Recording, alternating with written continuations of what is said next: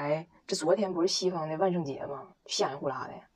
但是吧，我感觉今年国外这个情况呢，好像也不用特意额外花钱制造恐怖气氛了，差不多到量了。所以我吧，不知道别处，伦敦俺家住的地方，节日气氛反正不是很浓郁。但是俺家翟耀达呢，却是特别开心，因为他又看到了老朋友拉斐尔。这拉斐尔呢，是我女儿翟耀达幼儿园最好的玩伴。后来幼儿园的时光转瞬即逝，两人都在奔赴各自学前班路途的滚滚红尘之中，迷失了彼此。相隔数月，起初不经意的你和少年不经事的我，终于在炸鱼薯条店门口转角遇到了思念的那个他。正好呢，拉斐尔他妈回他老家去了，我回国了。就拉斐尔他爹老拉菲和翟耀达他爹老奥翟两个孤独的灵魂，寻思就都跑俺家一块过鬼节去了。哎，你别说，拉斐尔是个小海王，你看人名起多文艺复兴。我是咋认识他的呢？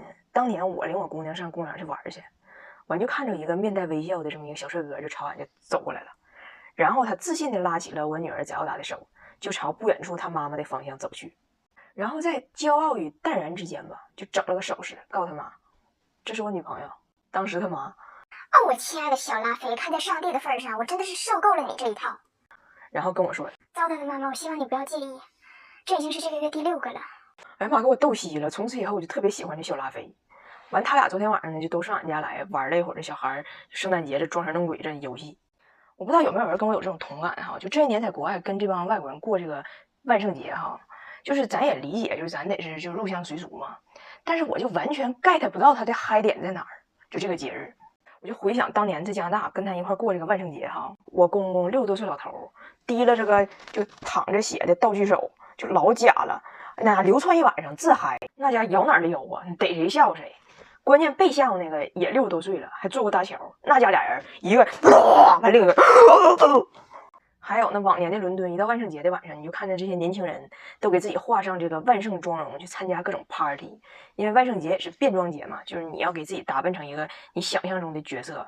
但是说实话，就绝大多数的真是就一点新意也没有。你往那个伦敦地铁上放眼望去，两大排基本都一个造型，凌乱金发护士妹，眼角2滴血色泪。当然了，我理解不了，也有很大原因是因为我作为一个外国人，对他们文化中很多细微的东西我还是不够了解。那就像我老公来中国也没少待，但是有很多咱们眼中就老简单的事，在他眼中都是个谜。我今天给您讲一个他当年说的一个乐的事啊，我自己觉得老逗了，就算万圣节大酬宾吧。这万圣节它和清明节相似，源头上它不都是关于逝去的人的一个节日吗？然后有一年清明节呢，我老公就跟着俺家人去扫的墓，完扫完墓呢，我们就都到这个扫墓这个统一的地点烧了点纸。完我老公就问我，就是这些烧掉的东西是什么意思？我说就是按照传统呢，我们觉得逝去的人他需要啥，我们就给他烧点啥。哎呀，就是寄托思念呗。以前呢，就大伙都在就是自己家附近找个点儿各自烧，现在讲规矩讲文明嘛，就都要在统一的地点烧。我老公说啊，哎呀，之后很多年呢，人家一直记着这番话。完有一年我跟他俩在铁岭打车，我也忘了去哪儿了，他就往窗外瞅就看见路边的街道上，尤其是靠近十字路口的地方，就是有很多小火炉，火炉后边呢就总会有一个人一边扒苞米一边烤苞米。是东北人都知道，这也算是就东北一景了。完我老公感叹了，你老说东北人爱吃苞米，刚开始我也寻思那爱吃还能有多爱吃，现在我终于信了，人都没了还要苞米呢，这真是跨越时空的红尘的爱呀，是了不得这是。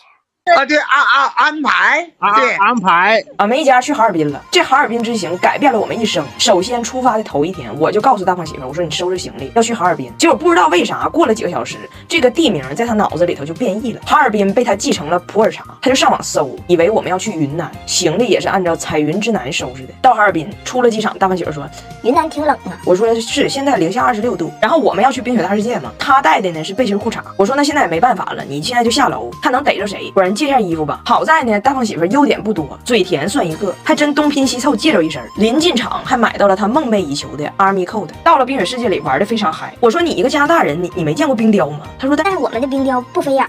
我们还发现了一个总统山。大胖媳妇问我，哎，这个林肯怎么长得有点像《乡村爱情》里的刘能呢？我要看这个人，为啥呀？我要看刘能。看就看，你以为你妈不认识他呢？你妈在东北有人儿。哎呀，能哥，哎，我以为你今天能在这个冰雪世界呢，没看着你，你咋这么忙呢？我呀，今天没去上，有点事儿。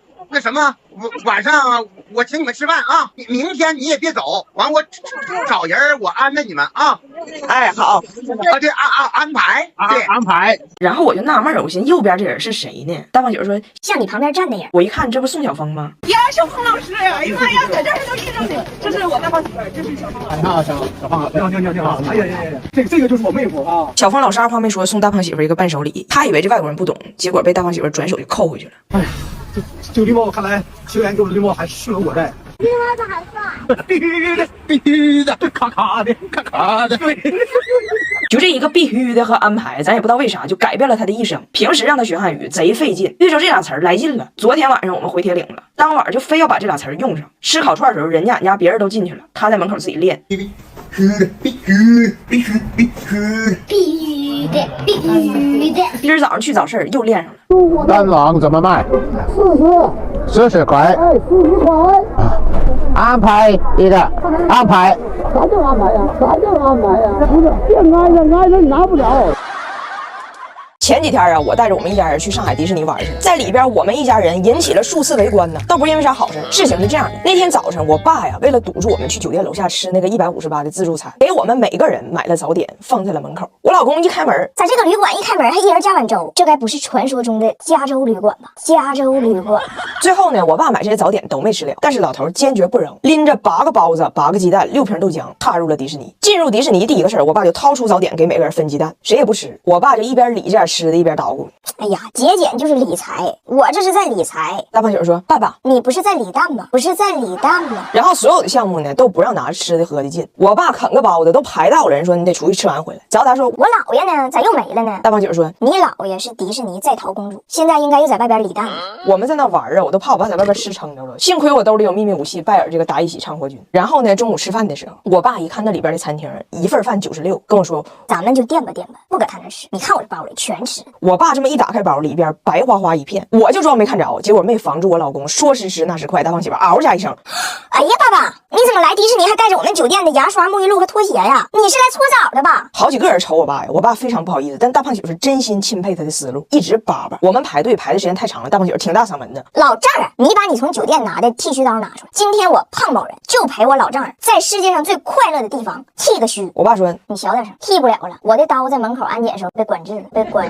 我们排队要漂流，大胖媳妇：“爸爸，你不用担心，你有酒店拿的浴帽，只有你不会湿。”我们要去玩飞越地平线飞的项目，大胖媳妇：“爸爸，你不用担心，你有酒店拿的木梳，只有你不会乱。”然后我们去坐过山车，眼看排着我们要上了，大胖媳妇嘴一张，又要说什么，我爸赶快给拦住了：“你别说话，我不担心。”我爸为了躲他上前边去，俩人隔了好几排坐，结果小火车要开了，大胖媳妇：“张彩玲的爸爸，足字旁的彩，爸，你从酒店里拿那一兜子东西里有没有指甲刀？我买的帽子有商标。”我爸说：“我不告诉你了，我的刀类都被管制了吗？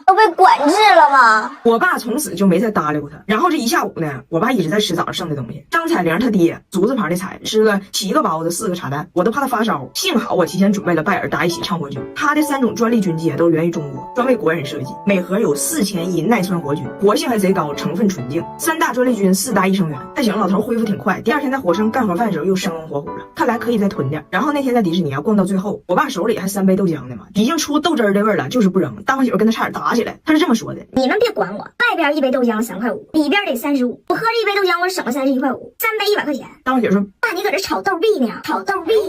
跟我玩高概念。”后来大胖媳妇实在是怕他老丈人喝坏了，挺身而出，在迪士尼的出口连干3杯臭豆浆，说：“爸，这个钱就让给我赚了吧。”早打问他爸：“爸，这豆浆都臭了，你咋还喝呢？”